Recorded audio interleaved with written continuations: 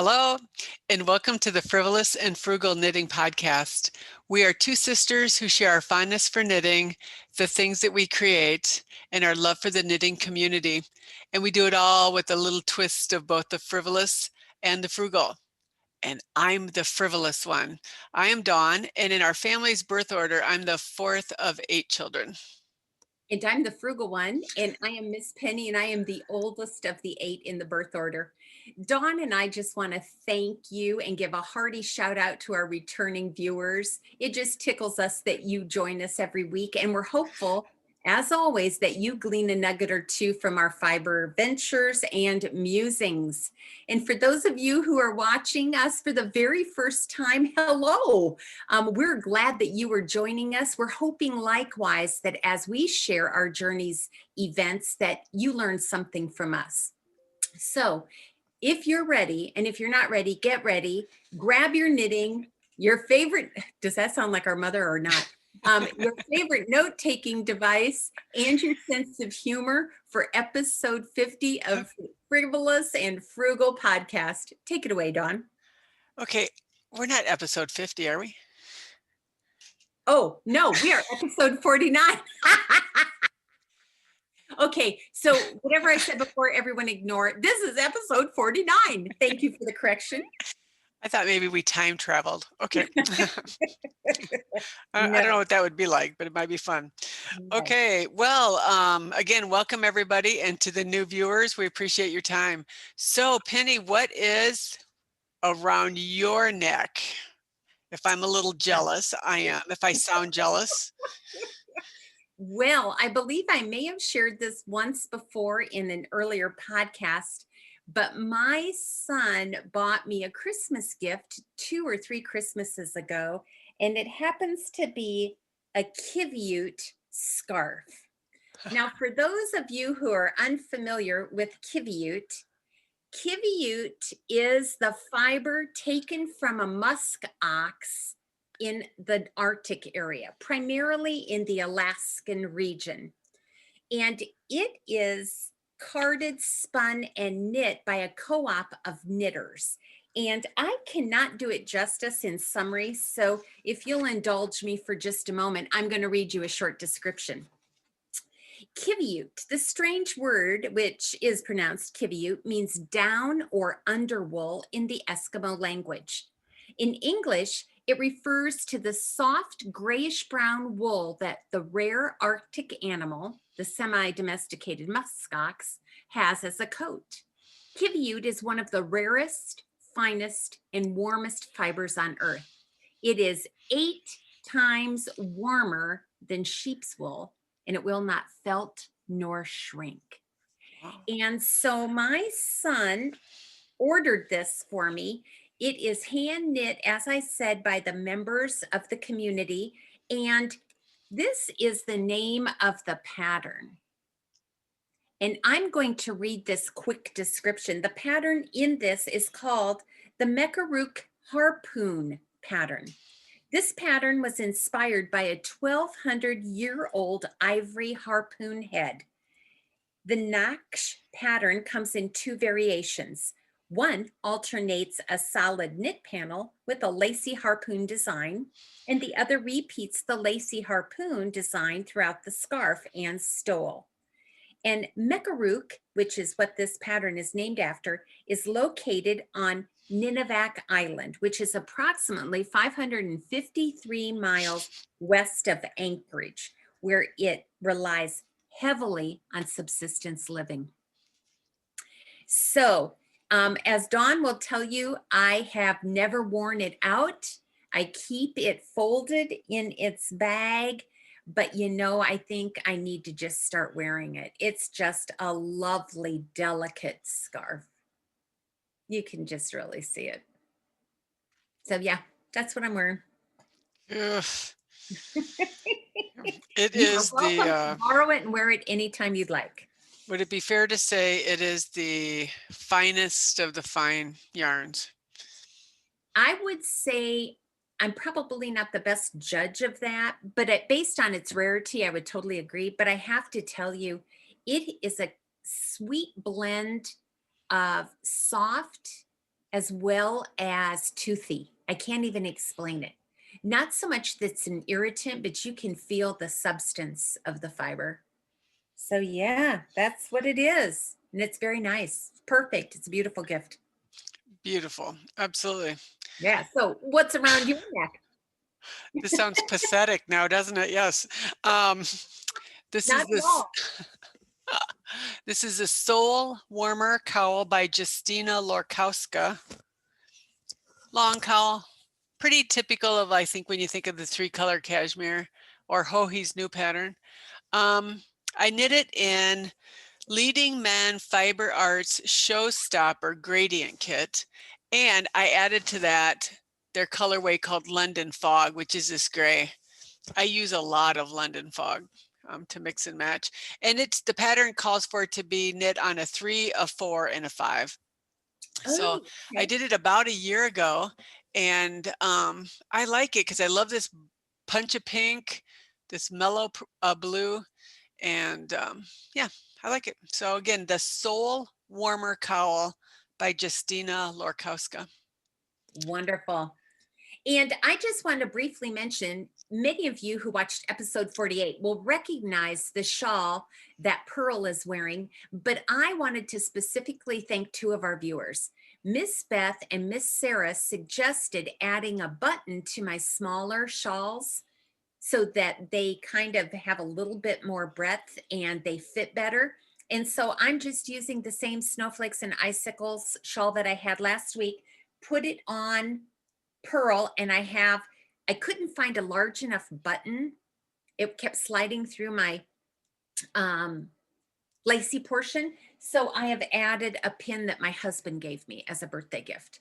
And as you can see, it's big enough to go over her shoulders now. And I've just really clipped it at the 2 points. And if Purl bites the dust, I'm just going to ignore it. Go ahead. Pearl now is going to be in a head trauma program. Okay. Yeah, yeah. And she already has so many cracks that poor thing, she needs counseling. Ah, oh, Anyway, too funny. there you go. So that's what she's wearing today. It's knit in Behind the Pines monthly yarn club from 2018. Pretty sparkly tonal blues, very nice. Frugalometer, I gave it $4 signs for fiber, and I gave it $1 sign for the pattern. Very nice.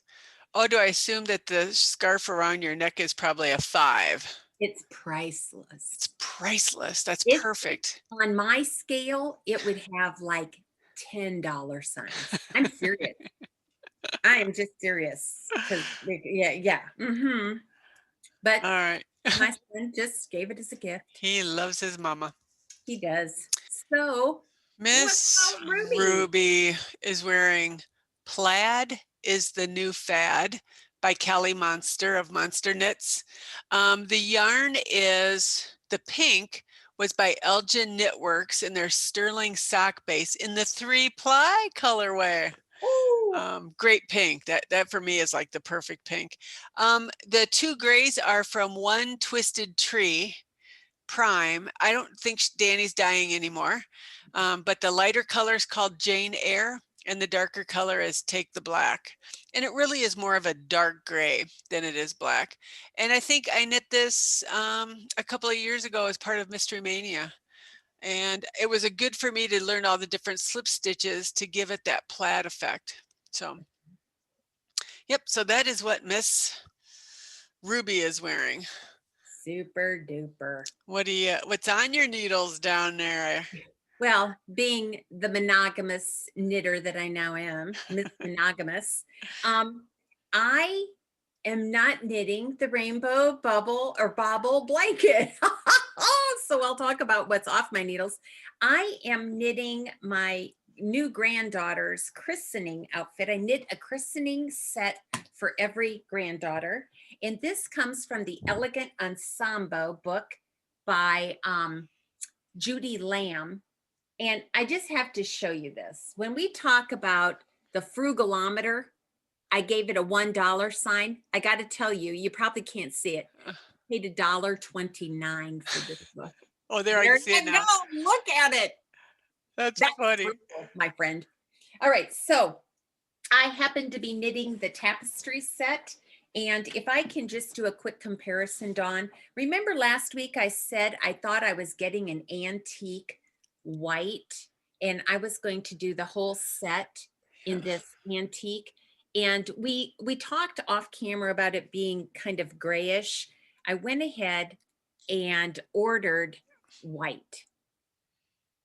And so I'm not going to continue in this antique. I'm going to continue in white. So I'm only 30 some rows into the pattern, but that's what I'm working on. I gave it obviously a $1 sign for the pattern because there are like 10 patterns in this book for $1.29. Oh, how do you beat that? And the yarn I'm using is Plymouth Dream Baby DK. Obviously, it earns a $1 sign on the frugalometer, and I'm knitting on a size 6. Yeah, and I think that antique white will be useful for other projects. I hope so because I have 15 skeins. Oh, funny. Anyway, what's on your needles? Well, what I'm working on right now is called the round or pinwheel baby blanket. It is a free pattern on Ravelry, and it's a pattern that sends you to a website or a blog. And so this is part of the Mystery Mania class I'm currently taking at Magpie Cottage in Sheboygan Falls, Wisconsin. I literally am still on the first color. You can see the pinwheel effect. I am on my Addy Clickets, and now that you guys gave me all the wisdom on keeping my needles together, I've had no trouble. I'm using a set of 4 gradients from Fezza, and it was 3 grays. You can see the darkest of the gray, and then each one has a little bit more white in it. So it'll get darker as you go, but look what came. I ordered the pink. Yes, So between each skein, I'm going to, between each color change, I'm going to do like 5 rows of pink. And if I have enough pink at the end, I'd like to do the border in pink as well. So very pretty. I'm not going to have it done before our next class, but it's kind of been pushed off to the side a little bit for some other things. So I'm enjoying it. I'm off again as I just sit here and knit, but I think I can make it work. So. Super. May I show something very quickly? Sure. Last week we mentioned a way to help you secure your Click-It needles, and I talked about that shelving paper. This is what it looks like. It's that rubbery textured fabric that you can put in the bottom of your shelves to keep dishes from sliding. One of our viewers suggested this, and I would agree. Cut it into nice 2 or 3 inch squares, tuck one in every notions bag, and it's great. It is even good if you're knitting and you can't get the top off your pop bottle. Just saying. Oh yeah, that works. And what I was missing was I did get a click when I put the needles together, but it's a totally different click when it secures it. And now I know what that feels like. And I went ahead and bought a roll of that paper. So yeah. Naturally, why wouldn't you? Well, I know, because Steve, or my husband, Steve, didn't want me cutting a square out of one of the shelves, paper on the shelf. So I was willing to do that as well. So yeah, so I'm going to keep working on this. I like it. It's a gift for one of our nieces is going to have a baby girl, and her color she picked were gray and pink. So this will be perfect. Anything else on your needles, or do I suppose not, since you're monogamous? Nothing on my needles. Okay, so if you're monogamous, does that mean I'm polygamist? Yes, you are. You're a polygamous knitter. Oh my goodness. For some reason, that doesn't sound nice. Yeah. Anyway, go ahead. What else is on your needles, Dawn? Dear Stephen West, this is Winter Lights. Look, I'm into the honeycomb section. Woo, look at you. Oh, and look at this lovely stitch marker. Oh, Frivolous and Frugal. Ho, ho, ho. Win one of our prizes and you get one of those. So I was so wrong last week about where I was in the pattern. I thought I had to do like 18 of these honeycombs. I only have to do 6. Maybe it just feels like 18. So I'm just finishing 4, so I have 2 more, and you'll notice it goes from the lightest teal to the medium to the darkest. I'm repeating that sequence now. And then I thought I was done because that's the end of the page I'm on. I didn't know there were more pages. So I am nowhere near done because I'm going to repeat this bobble section again. Uh-huh. And after that is like 14 miles of border. So it's these 3 colors again, repeated twice, doing feather and fan. So maybe June 1st. Yeah. I'm using Amanda Hope yarn in the teal gradient. She put kits together for this project. Love, love, love her yarn. I'm very happy with it. And I try to knit at least 4 rows a day. I've done a lot of tinking, so I've not been quite as successful this week with as many rows as I wanted. But I do love that honeycomb. You like knitting that? Yeah, and he's come out now with several patterns with just the honeycomb. So I can, Oh. I don't know if I'll do it right away after this is done because I have other projects in mind, but yeah, I'm very happy with the honeycomb. So Very what's good. off your needles? Well, I'm about to frog some stuff because I'm trying to knit and follow a pattern of lace, not suggested. I am pleased as punch to say that the Rainbow Baubles blanket is complete. Yes, it is. So it is finished, and I would have told you that I was a loose knitter. I mean, crocheter. I'm not so sure I'm a loose crocheter. When I look at this, I think I am going to go up at least a hook size, if not 2, when I knit it again. Because my guess is these colors are not going to be a perfect match for the nursery. And my daughter-in-law would never ask me to knit it again. However, when I go to visit, if it's not a good match for the color palette, I will recrochet it. So I'm thankful it's off the needles. I learned an awful lot about myself and about crochet and about how to step back and be both the teacher and the student. And that pattern is by Jen's Web of Yarns. It is sold on Etsy. I do not believe you can find it on Ravelry. I gave the yarn, which I used $2. I used a mixture of Plymouth Encore and Baracco Vintage. I knitted on an I hook, size I hook, and I gave it $3 for the pattern. So yeah, that's Very the good. only thing off my needles. I have a couple things. What about you? So you're a loose monogamous knitter. No, I'm not loose. I'm tight. Well, no, but you just said you were loose with your crochet. Oh, I don't. Well, no, I think I meant to say, if I didn't say it, I thought I was a loose crocheter. Oh, that you did say that. Now that you say that, I just started in my head going loose and monogamous. Those 2 words don't go together. Dawn, back up here. Focus right here. Focus right here. Yeah, now when I look at those single crochets, my yarn's probably squealing. That's one of the reasons it was probably off. Anyway, but I figured out why my count was off, so that was good. Please, Looky. Looky. So this is the row by row. Yes. Pattern by Irene Designs, Heritage Sock in the silver gray colorway, knit on a US 1. And they are done and they are delightful. Yeah, I was just trying to look. Yeah.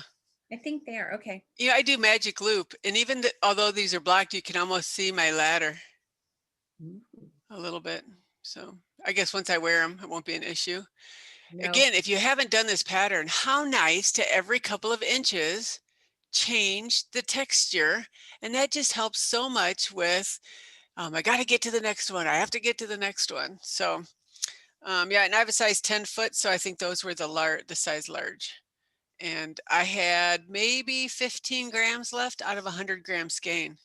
So I'm going to cast on next to get shorty socks. I think I'm going to try to finish a couple of these other projects first before I cast on another. I'm in no means monogamous, but I'm going to focus on not getting whips. So, or UFOs. So I'm going to try to stay relatively current. The other thing that I have finished as I reach across here, Yes.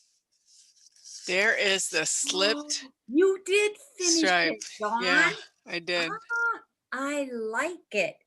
But remind me again, I literally cannot remember. You stuck with fingering weight for this. You did not I try a different did. And I measure. thought it was going to be way too small. It is by no means way too small. And Oh, this is excellent. heritage sock again, black. And this was the speckled one was in my stash with no ball band. So I have no idea what it is. And you got to have a big pom-pom, right? Of course you Yeah. do. Yeah. Oh, So Joanne Kiley is the author of this, available as a free pattern on Ravelry. Slip stitches, obviously. And if I could learn something from this, if you are new to slip stitches, make sure, like where the black is, make sure there's no similar color in your speckle, because it'll be much easier to read. The yarn I have has just black every once in a while in it, and you see it kind of makes it look like there's an error, uh-huh. but that's Oh, just it that does. black. Yeah, right. It's just that black popping up every once in a while. Uh-huh. Very, very excited about this. I will. Oh man, there's an error. Did you see it? Oh, I did. I didn't do a slip stitch. Is that what it is? Yep, You absolutely. know, that just goes to show you, you should not be showing, or we should not be showing our finished projects on camera. Yeah, We would yeah. have been perfectly content not knowing that. Right. But you know what? What the heck? It's So I okay. don't know. I think this will go into the gift box maybe. Cool. And yes, and do you want to talk about the pattern you've picked for our February hat? I do. We have chosen, for those of you who join us on our virtual knit nights, we started doing a hat pattern a month, just kind of organically occurred. So this hat choice for February is going to be Hermes, Hermes, Hermes hat. It is a pay for pattern on Ravelry by Beatrix Rubio. And this pattern to me is a very subtle ribbing. It's a ribbed hat pattern with a subtle, what appears to be cable, but not. So there's a geometric feature in it that I just think is nice and subtle. I mean, I know that's repetitive, but it's just very subtle. I would recommend before you decide to choose this hat that you look and make sure you have a solid color fiber and go through the posted projects for that hat online, because when we reviewed that, I was pretty sure that I knew what color I wanted to use for my stash. And then when I saw a hat in that color, I felt like it took away from the pattern, and it was a solid. So we're going to go back to the trifecta of fiber, color, pattern. We want all three of those to mesh nicely so that each gets its own attention in whatever we're knitting. So please feel free to join us. We will start that in February. We'll kind of officially launch it during our virtual evening knit night, but that's what we're working on for our hat knit along. So thanks for asking me to do that. Oh, sure. And you just said perfect trifecta. That'd be a great name for this episode. Oh, thank you. Um, so is that it? We did what's on our needles, what's off Yeah. our needles. Yeah, what's new at Frivolous and Frugal? Well, actually, Frivolous and Frugal has a down week this week. We typically have giveaways. It feels a bit odd. But for those of you who enjoy participating in our threads, offering suggestions, adding different patterns and finished projects, you'll want to make sure that you are ready and tuned in for episode 50, because in episode 50, which will be next week, we will have a prompt for your reply on YouTube, and that will be our next giveaway. So stick around for that. Still no big giveaway for 2,000 subscribers. We are quite a ways from that, but as soon as we get more people to subscribe, like, and share the podcast, the faster we'll hit 2,000. And you'll know from our previous subscriber giveaways, they're a little bit more genuine. I mean, not genuine, generous. So we'll celebrate that when it happens. And then our next Finish Fixer Frog Cow winners will not be selected until episode 52.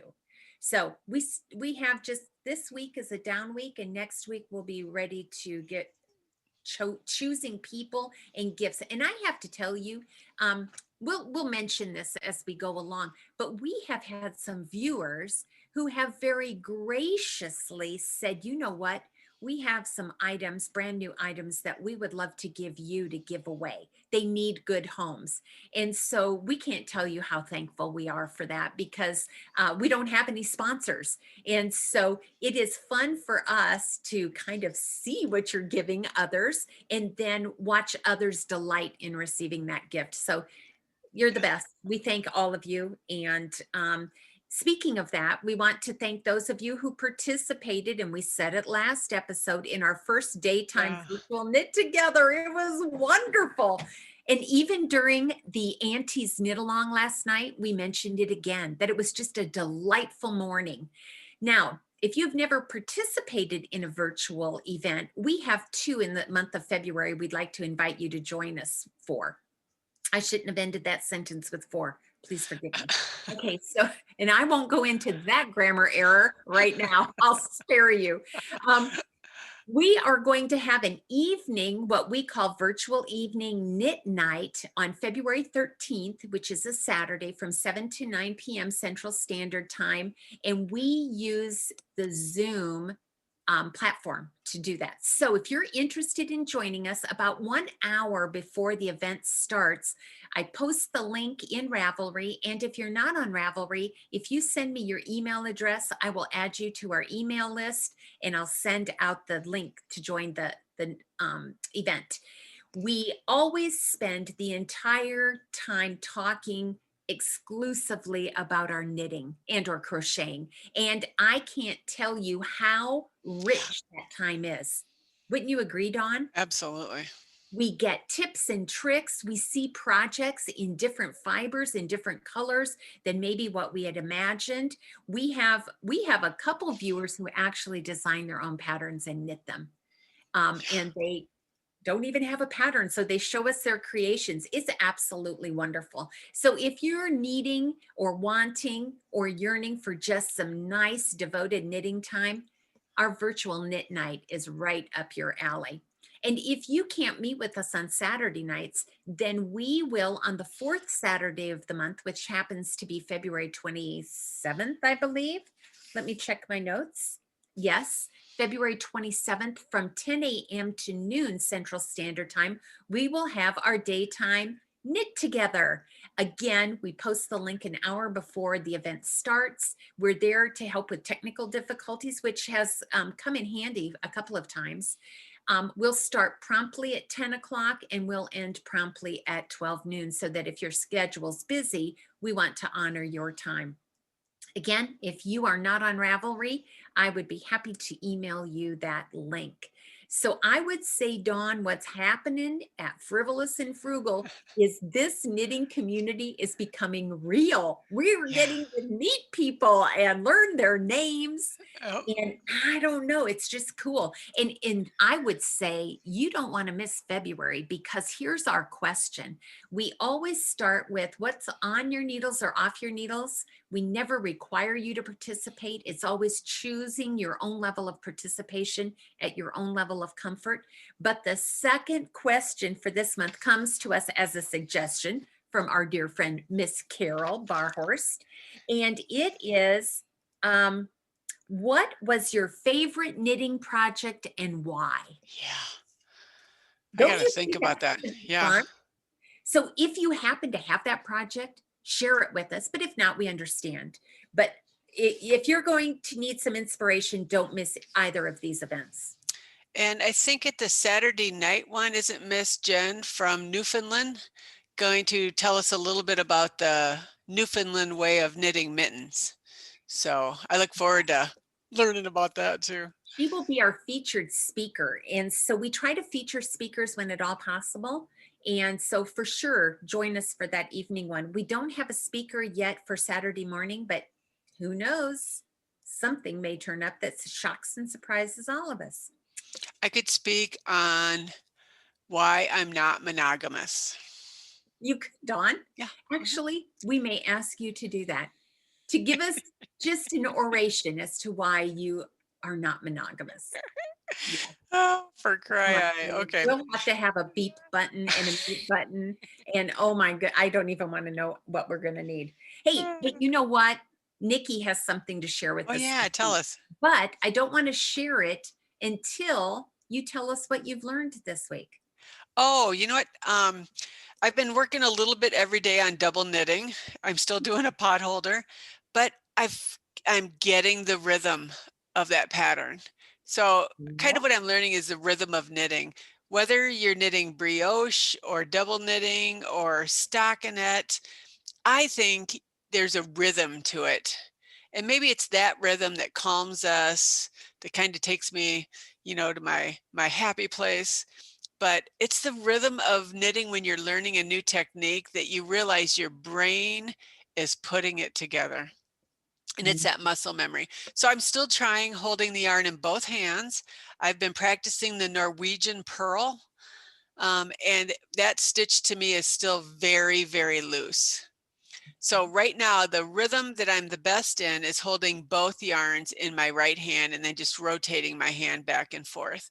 But I practice a couple of rows that way. I practice a couple of rows holding the yarn in each hand. And I think it's, again, all the teachers say it, you've got to keep doing it over and over and over to develop the memory. And when I'm teaching my beginning knitting classes, I see that where just between 1 week and the next with the practice, they come in so much more comfortable, so much more relaxed, and they too are getting into the rhythm.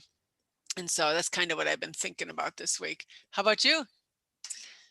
Actually, this week I've learned that absence makes the heart grow fonder. And I didn't say abstinence, I said absence makes the heart grow fonder. But I could have said abstinence because I'm monogamous. I've spent a couple of weeks doing nothing but crochet. I did not know how much I enjoyed knitting until I cast on this little gown and got my needles back in my hands. Oh my goodness. I can't even tell you, Dawn. I did not realize how much I enjoy knitting. And so I'm not so sure that might not be a great little exercise for all of us at some point, especially if we're feeling as though we're bogged down or we maybe not are experiencing the joy from knitting that we once had. Maybe setting it down and doing something else for just a couple of weeks. Cross stitch, weaving, house cleaning, yard work, No, thanks.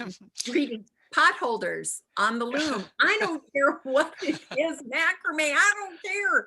I wonder if just stepping away, just putting some distance there, doesn't just bring it all back, just reignites the flame.